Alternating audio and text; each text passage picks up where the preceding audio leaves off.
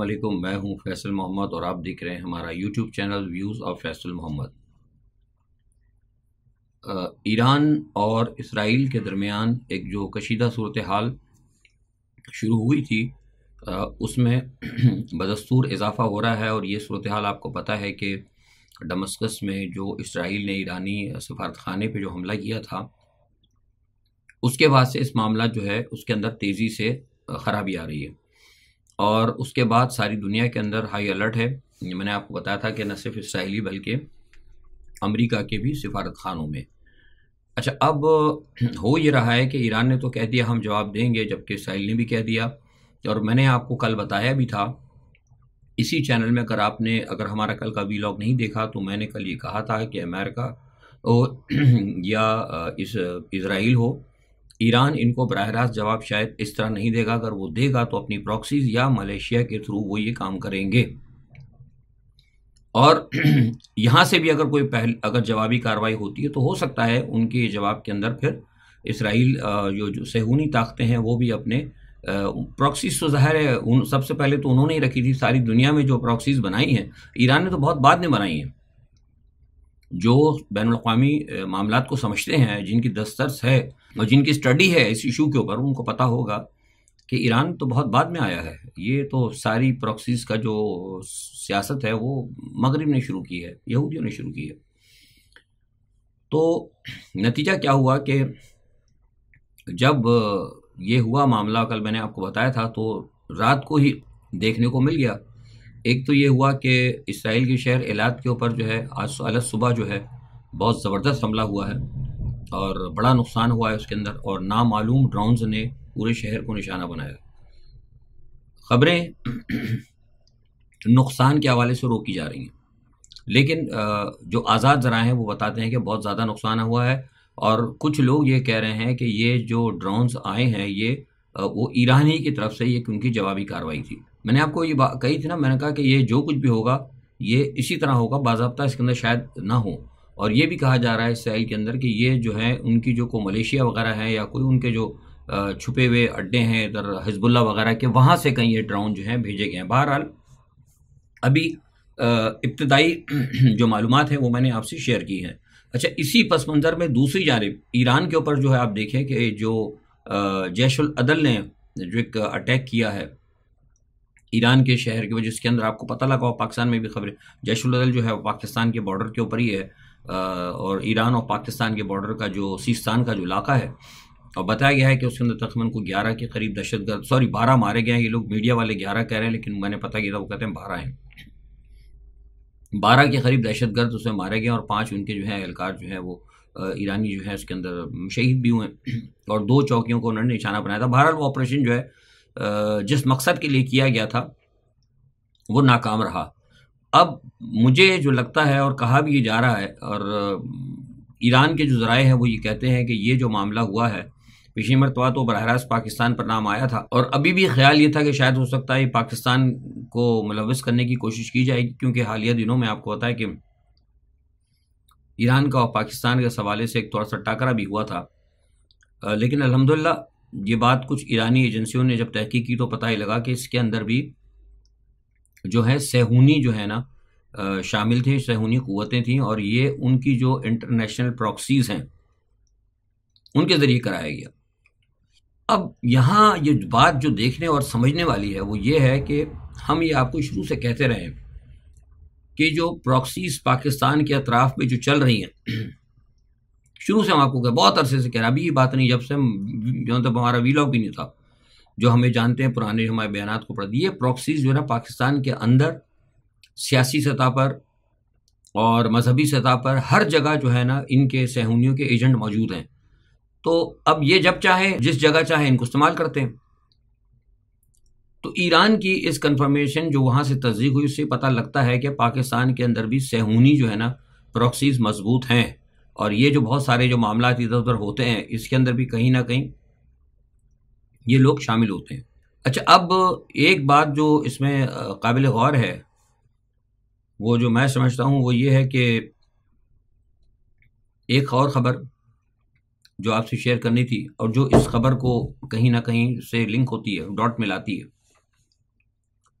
गुज़िश्ता साल मैंने इसी चैनल पर ये कहा था कि पाकिस्तान के अंदर जो भारतीय एजेंसियों के जो मुखालिफ लोग हैं, जिन्हें निशाना बनाया जा रहा है, उसके पीछे मैंने कहा था कि इंडियन एजेंसीज़ हैं। काफ़ी लोगों ने कहा था कि यार पाकिस्तान में कैसे हो सकता है, क्या हमारी आईएसआईएस हो रही है, फलाना ढिमकना, बड़ा शोर हुआ था। बहरहाल मैंने कहा था कि मेरे पास इत्तलात है कि इसके अंदर कहीं ना कहीं इंडियन एजेंसीज इन्वॉल्व हैं, क्योंकि मैं ये बारहा कहता रहा हूँ कि इमरान खान की जो हुकूमत को हटाया गया था, उसके बैनुल अक़वामी इंटरनेशनल जो है ना, मतलब वजूहात थी। सिर्फ ये नहीं थी कि मतलब कोई इमरान खान से कोई मतलब इस्टेब्लिशमेंट को ख़तरा था, यही तो सब बनाई हुई बातें हैं ना। जो इंटरनेशनल जो उनका प्लान था, सारी बातें मैं बता चुका हूँ। उसमें ये चीज़ भी शामिल थी, उनको पता था कि हमने इस खत्ते के अंदर, मैं बारहा कहता रहा हूँ, तो ये एक था इनका प्लान कि पाकिस्तान को पाबंद किया जाएगा कि वो इस खत्ते के अंदर इंडिया की बालादस्ती को कायम जो कर रहा है अमेरिका, उसको वो एक्सेप्ट करे। और दूसरा ये कि इसराइल के साथ जो है मामलात को दुरुस्त करने की तरफ, यानी सिफारती ताल्लुकात तो तरह बाद में होंगे, लेकिन थोड़ा सा जैसे कहते हैं 2-2 कदम आगे बढ़ाए। इंडिया की बालादस्ती और इसराइल को तस्लीम करना फ़िलहाल इमरान खान के मिशन में नहीं था। ये बात इनसे मैं आपको बहुत पहले भी बता चुका हूँ कि सीक्रेटली जो है खुफिया तौर पर इमरान से कही गई थी। अब इमरान खान साहब वज़ीर-ए-आज़म में आपको पता है बहुत सारी चीज़ें होती हैं, मुल्क और कौम के मफाद में होती हैं। वो हलफ उठाया हुआ होता, आदमी बात नहीं करता। उन्होंने मना कर दिया था ना, इस चीज़ पे वो राज़ी थे, लिहाजा उनकी हुकूमत उल्टा दी गई।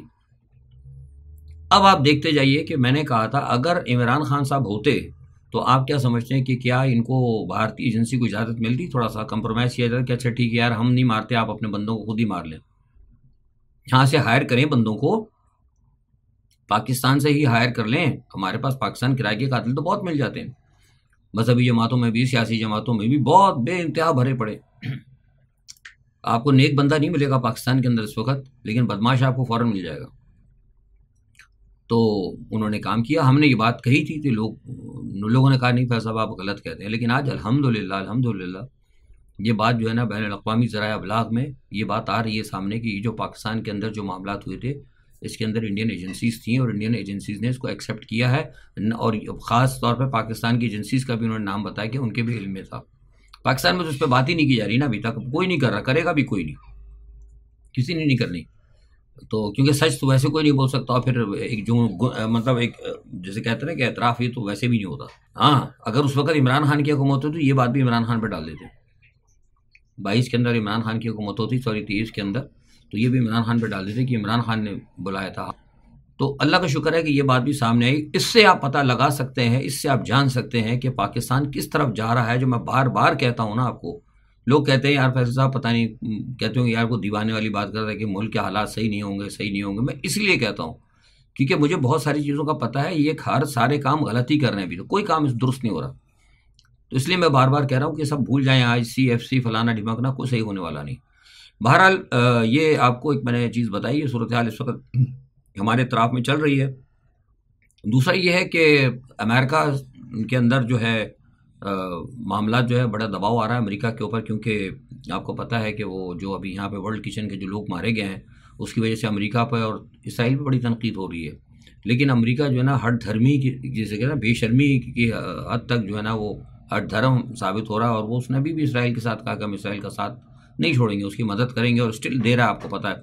हालांकि सुनने में ये भी आया है कि जो बाइडेन के करीबी जो रिश्तेदार हैं, इवन जो उनकी बेटी है और उसकी जो बीवी हैं और बड़े करीबी लोग बाइडेन के जो बड़े हैं, वो लोग भी बड़े मुखालफत कर रहे हैं इस चीज़ की कि भाई ये नहीं होना चाहिए, जो वहाँ पे एक मैसिकर हो रहा है इसको बंद किया जाए, लेकिन वो नहीं मान रहे। उसकी वजह ये है, मैंने कहा ना कि बाइडेन साहब तो बूढ़े हैं, वो तो कुछ नहीं, वो तो किसी के हाथों हाईजैक हुए हैं। जो डीप स्टेट होती है ना, वो हाईजैक कर लेती, फिर फैसले खुद कराती है। जैसे यहाँ हाईजैक हमारे शहबाज शरीफ साहब हुए हैं, तो जो भी काम करेंगे आपको नज़र आएगा सब पुट्ठे काम हो रहे हैं, लेकिन वो खाते में तो शहबाज शरीफ की जाना है ना। तो कुछ ऐसे ही काम जो वहाँ पे हो रहा है। तो मसला ये है कि वो हालात अब जो हैं वहाँ के बिगड़ते चले आ रहे हैं। मैंने आपको बताई सारी चीज़ कि क्या सूरत हाल है। 80% मुझे बताइए कि आबादी तो ख़त्म कर दी इन्होंने गज़ा की। अब पीछे फिर रह क्या गया है? कहते हैं कि जी अब वो हमने मतलब मुसलमानों की क्या खाक मदद करनी है। 80% आपने लोगों को बेघर कर दिया, और तकरीबन आधा तो समझ गया फ़लस्तीन तो तकरीबन ख़त्म करने लगे हैं आप। अच्छा, एक अमेरिकन जो है एहलकार, उसने तो कहते उठा के बम मार दो उनके ऊपर, बताइए अब। तो पीछे क्या रह जाता है? तो ये हालात जो है वहाँ पे ख़राब है। दूसरा ये कि इस वक्त गर्ब, जब मैं आपसे बात कर रहा हूँ शाम 4 बजे का टाइम होगा, इस वक्त जो है गर्ब 5 बजे का टाइम है, सॉरी, पाकिस्तान में इस वक्त। तो गर्ब उधर से खबर है कि इस वक्त बड़ी ज़बरदस्त जो है ना, कवातिया के इलाके में बड़ी ज़बरदस्त लड़ाई इस वक्त चल रही है फ़लस्तीनी मुजाहिदीन और सहूनियों के दरमियान। और देखें क्या मामलात होता है।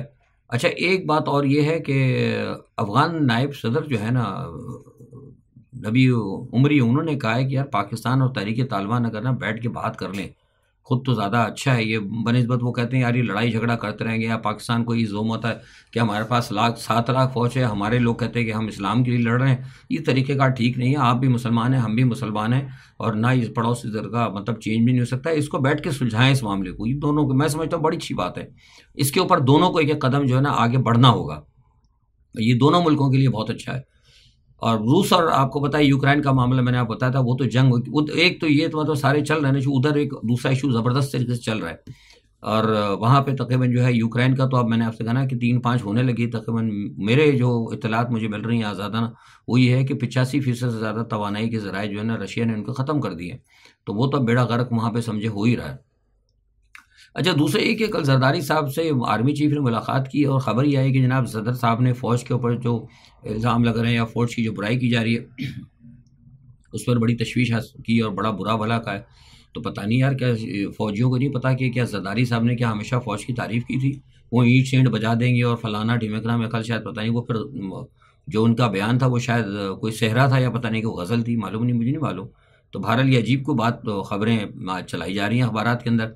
अच्छा, इस्लामाबाद में जो साइफ़र केस है ना, वो तो अब आ गया है ना वेंटिलेटर पे। मैंने आपको पहले भी कहा था, बहुत पहले जो लोग मेरा सुनते हैं, मैंने कहा था कि यार इस साइफ़र केस में कुछ नहीं है, ऐसे ड्रामा इन्होंने किया। अगर सही मानों में इसकी अगर अगर अगर तहकीकात होगी तो ये उड़ जाएगा।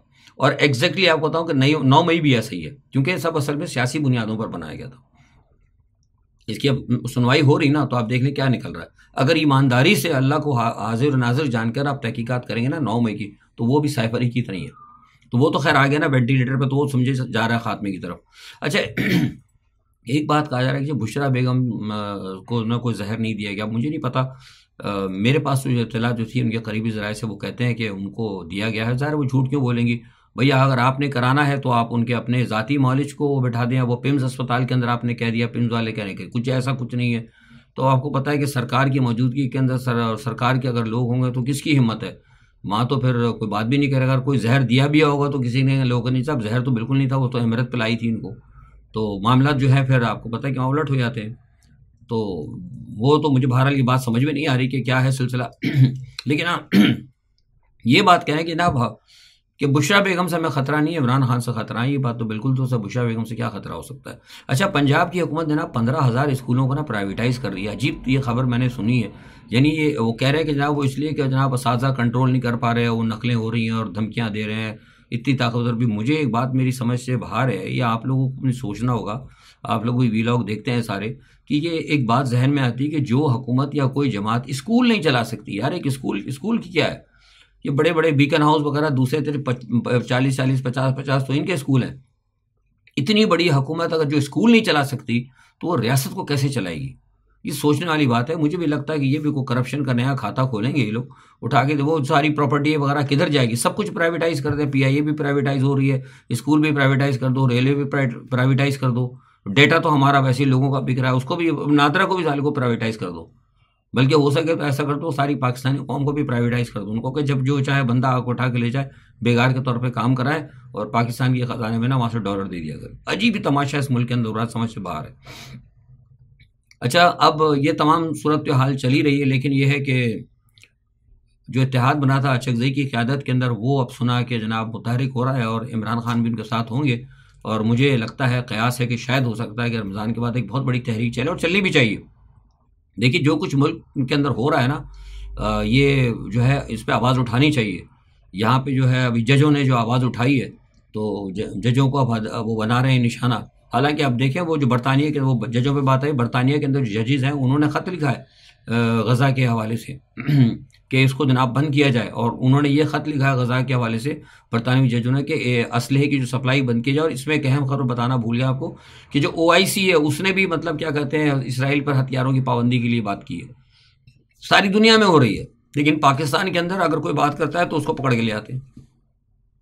वो PTI वालों ने कहा था कि हम गज़ा के हवाले से जुलूस निकालते हैं, उनका नहीं, उठा के अंदर बंद कर दिया उनको। तो ये सारे जो है ना मामला, तो इससे पता लगता है, बात बड़ी वाज़ेह होती है कि हम जो है ना किसी और का एजेंडा टो कर रहे हैं। हमारे पास अपना कोई एजेंडा नहीं है, कोई दीन की बात नहीं है, कोई पाकिस्तान की बात नहीं है, कोई इस्तेहकाम की बात नहीं है, हमने किसी और का एजेंडा तो कर रहे हैं, और उस वजह से हमारी सारी खराबियां हो रही हैं। इसीलिए मैं बार बार कह रहा हूँ आपको कि ये जो कोशिशें कर रहे हैं ना, पैसे आएंगे, ये आएंगे। वज़ीर आज़म साहब कह रहे थे कि जनाब वो हमारे मुकाबले के तालीम का मेयार अच्छा करें, वो मतलब जो मुकाबले के इम्तिहान होते हैं कमीशन के, उनका हम स्टैंडर्ड हाई कर। यार स्टैंडर्ड हाई करके क्या करोगे? एक बंदा है तुम उसका स्टैंडर्ड हाई करोगे, वो बेईमान है अंदर से। जब तक आप बदउनवानी को और ख़त्म नहीं करेंगे, जब तक आप भी पाकिस्तान से ये जो तासुब और झूठ और फ्रॉड का सिस्टम ख़त्म नहीं करेंगे, आप चाहे कितना ही आप मतलब आदमी को काबिल बना दें, वो कुछ नहीं कर सकता। इल्म जो है ना इल्म इंसान को सोच देता है। ईमानदारी और बेईमानी है ना वो आपके ईमान का हिस्सा होती है। आज के लिए इतना ही। अपना बहुत ख्याल रखिएगा। अल्लाह हाफ़िज़।